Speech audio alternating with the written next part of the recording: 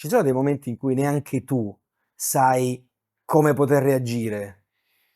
No, no, no, io cerco sempre di poter, devo, anzi, non cerco, devo essere sempre il faro della mia squadra.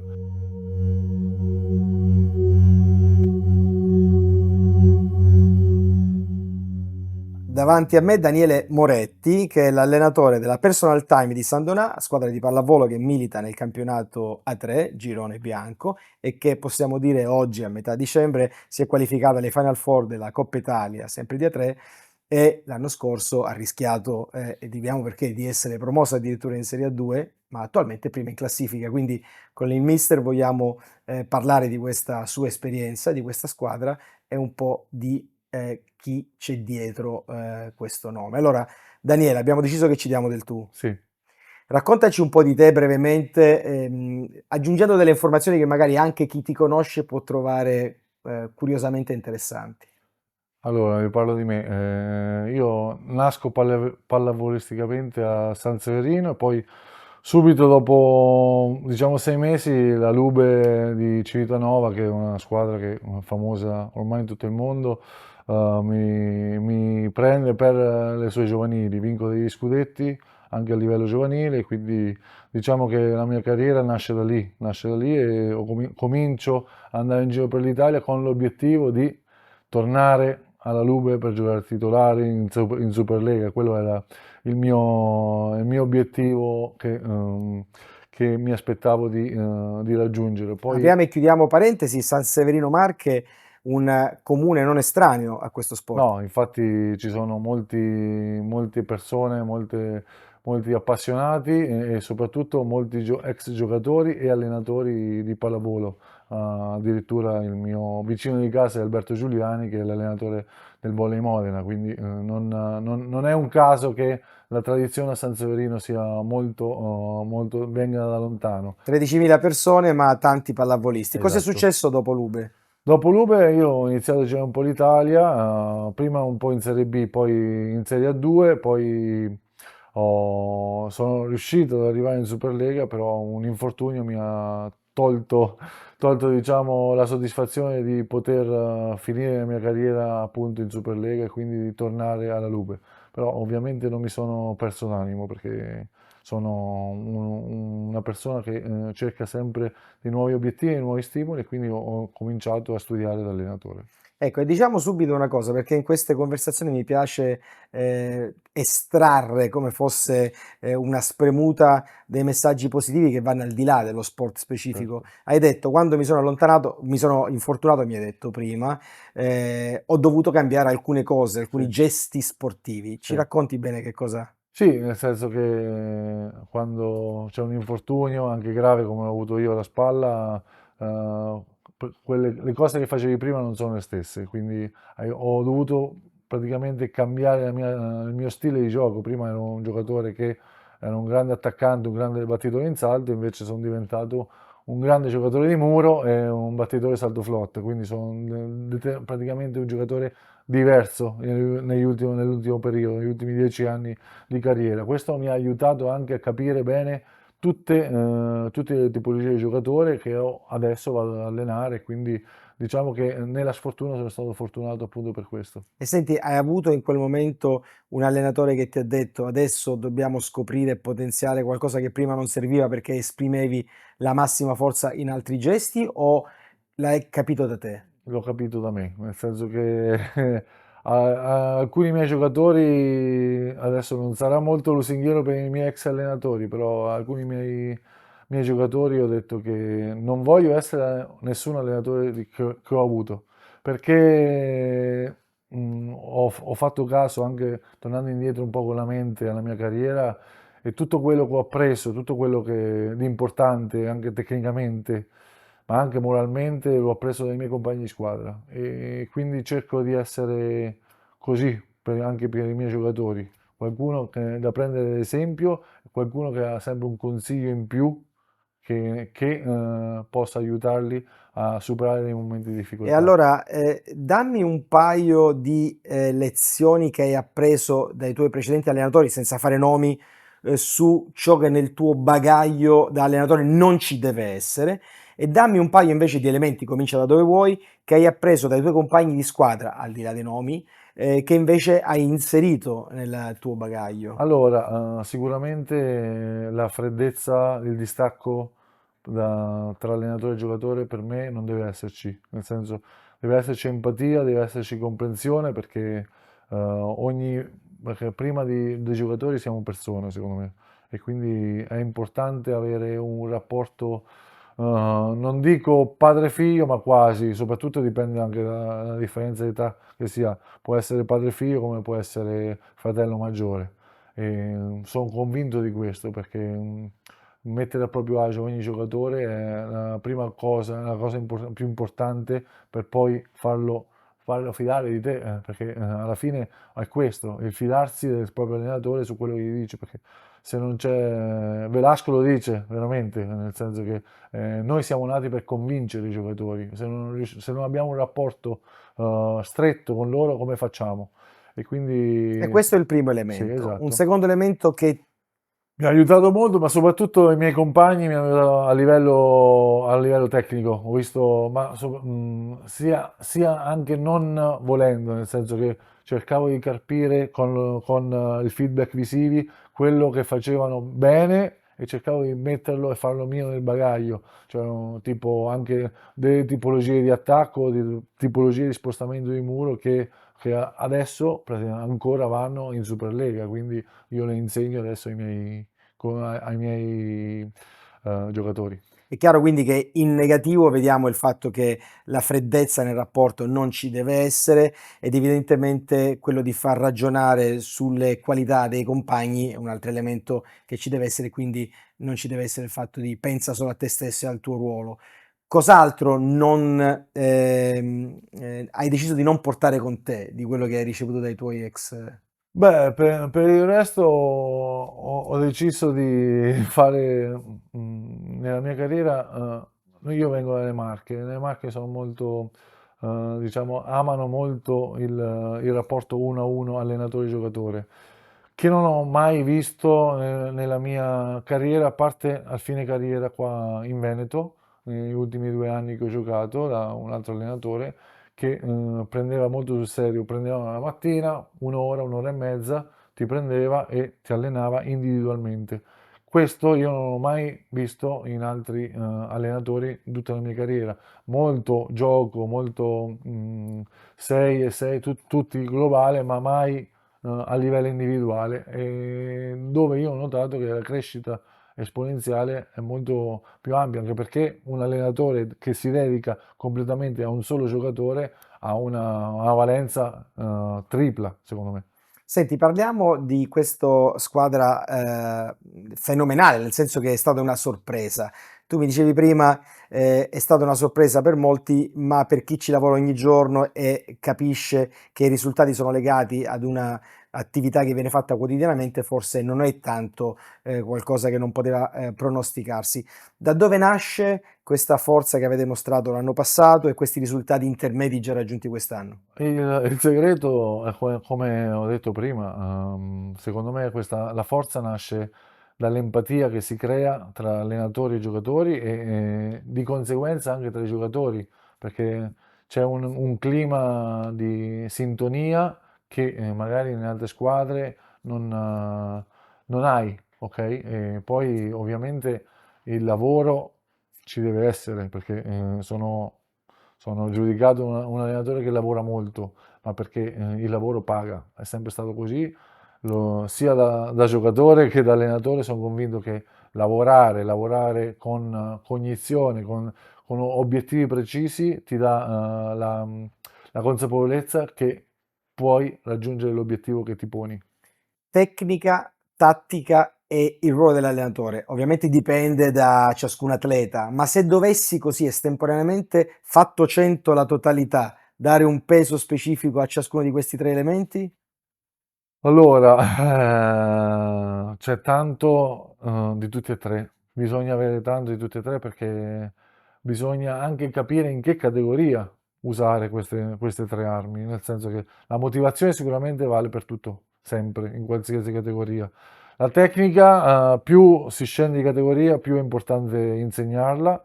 La tattica, secondo me, quando sei a livello Superlega è molto più importante perché ci sono dei dettagli che ti fanno vincere o perdere una partita. Quindi, secondo me, sono queste tre valgono in determinati anche campionati. Rispetto a quando giocavi tu, Sì. cos'è cambiato di concreto nel gioco della pallavolo? C'è un aspetto, per esempio, che oggi è diventato cruciale e lo era meno prima. Ah, sicuramente adesso c'è molta più fisicità. Infatti, comunque io non perdo sempre di vista la tecnica, ma i giocatori che prima non erano, come tipo Lorenzo Bernardi, che è stato premiato Mister Secolo, adesso è un giocatore normale, sarebbe.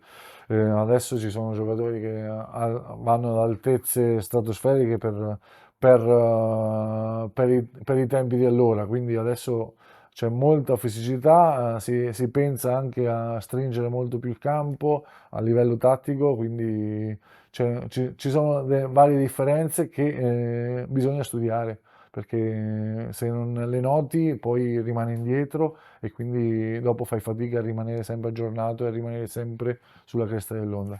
Questa intervista farà parte di un gruppo di interviste, un'altra è quella di Eusebio Di Francesco. Gli ho chiesto dimmi una frase che tipicamente dici sempre ai tuoi giocatori, magari anche nell'agonismo più estremo, e lui dice, io dico loro gioca dove vedi, e dice solo Totti che aveva quattro occhi, due davanti e due Certo. dietro, giocava anche senza guardare. Allora fate la cosa facile, non cercare le cose complicate. Tu con i tuoi atleti cosa dici? Cosa ricordi sempre come un mantra? Beh, non dico nulla di tecnico né di tattico, secondo me, la motivazione è sempre un aspetto principale, quindi gli chiedo sempre di non accontentarsi mai di quello che fanno, perché c'è sempre uno step in più da fare, c'è sempre un limite da superare e l'asticella da alzare, quindi gli chiedo sempre di non accontentarsi mai.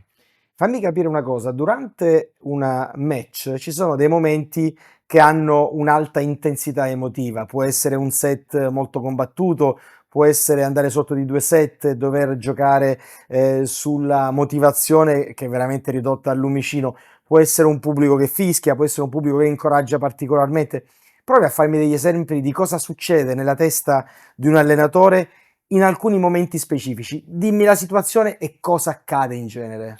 Beh, tipo posso prendere l'esempio di quando sei sotto 2-0, più che altro mi hai fatto degli esempi che un giocatore, un allenatore, l'ambiente circostante si estranea, cioè non vede altro che i suoi giocatori e il campo di gioco e il provare a sovvertire quello che sta andando male, ovviamente. Quindi ti ripeto, essere in quel campo è veramente una cosa che per chi non l'ha provato è indescrivibile. Quindi cercare di entrare nella testa anche dei giocatori, perché ovviamente perdi 2-0, devi cercare di dargli una scossa sia a livello tattico sia a livello mentale. Come ti ripeto, il livello mentale adesso nel 2025 è diventato la cosa principale per spingere i giocatori al massimo. Ci sono dei momenti in cui neanche tu sai come poter reagire. No, no, no, io cerco sempre di devo anzi, non cerco, devo essere sempre il faro della mia squadra, perché mi sono posto in questo senso con la mia squadra, nel senso se hanno qualche difficoltà, se hanno qualsiasi problema, possono sempre contare su di me e quindi è quello che è importante per loro, sapere che io ci sono sempre e questo lo sanno e quindi fanno affidamento su di me e io non posso deluderli e quindi cerco sempre di dare il massimo appunto anche per questo. Abbiamo parlato di giocatori, abbiamo parlato di carriera tua, parliamo un po' della società, perché poi alla fine sappiamo benissimo che il frutto nasce su un terreno e il terreno per voi non sono le risorse, ma sono anche le persone che la costituiscono. Certo. Com'è questa società? La società è seria, ci mette a disposizione tutto quello che vogliamo, soprattutto è molto importante in questa categoria, perché diciamo che la 3 è nata da poco, e, un po' si mischia tra Serie B dove ci sono giocatori che lavorano anche e Serie A dove ci sono professionisti. Questo è un po' un intermezzo. Noi cerchiamo sempre di fare il professionismo qua a San Donà e ci stiamo riuscendo grazie anche alla società che ci mette a disposizione anche degli orari consoni a orari di allenamento consoni per fare i professionisti, perché allenarsi dalle 8 alle 10 è improponibile, perché poi per tutta una questione di recupero fisico, tutto quanto è molto faticoso. Poi al palazzetto c'è anche una sala pesi super attrezzata con il nostro preparatore, quindi nel senso ci mette a disposizione tutto quello per fare professionismo, che in questa categoria è molto importante. Senti, se dovessi definire proprio in una frase che cos'è professionismo, al di là delle condizioni, diciamo, di sostentamento degli atleti e cosa non lo è, qual è il confine? Allora, il professionismo per me è pensare 24 ore su 24 alla stessa cosa, nel senso io lo faccio per lavoro e lo devo fare al massimo, è questo, cioè non ho altre distrazioni da fare, mi pagano per far questo e quindi devo farlo al massimo, sia in palestra, perché parlo molto sempre ai ragazzi che non è che giocare a pallavolo è 2 ore vado in palestra e poi faccio quello che voglio. Sono 24 ore su 24, nel senso come mangio, come riposo, è tutto il completo il professionismo. E invece ovviamente il non professionismo è tutto il resto, nel senso che non essere attenti alla dieta, bere alcol, oppure ovviamente chi lavora purtroppo, cioè nel senso che magari ha altre entrate, magari ha bisogno di far quello, quindi magari è anche meno concentrato su quello che deve fare. Io da quando sono qua ho sempre parlato chiaro, preferisco sempre giocatori che fanno solo quello, perché è molto più facile allenarli anche mentalmente, perché hanno in obiettivo in testa solo una cosa, quindi per me è questo. Ci avviamo alla chiusura, ho altre piccole curiosità. La prima è facci capire com'è una giornata tipo idealmente di un atleta professionista, cioè quando va a dormire, quando si sveglia, cosa dovrebbe mangiare, perché molto spesso vediamo la prestazione o non la vediamo se non c'è, ma non capiamo cosa c'è dietro, che è fatto di Certo. tante ore. Certo, allora, fondamentalmente l'atleta deve andare a dormire intorno alle 11, 11 e mezza massimo, nel senso che poi la sveglia sono dopo 8 ore, quindi 7, 7 e mezza, 8 c'è la sveglia. Il primo allenamento è alle 9 e mezza, per quanto riguarda la nostra società, 9 e mezza. La colazione dovrebbe essere principalmente salata, quindi di solito uova, queste robe qua con un po' un succo d'arancia, non, ovviamente non dolce perché ci sono picchi glicemici che ti fanno, che poi ti fanno scendere ovviamente il livello di forza, esatto. Quindi poi ci sono seduta a pesi con e o tecnica, ok? Poi intorno a mezzogiorno, quindi 2 ore, 2 orette di allenamento, vai a casa, pranzo, carboidrati, che può essere riso, pasta, comunque non con condimenti top, quindi solo pomodoro, anche in bianco e parmigiano, va bene, un po' di carne, poi dipende ovviamente.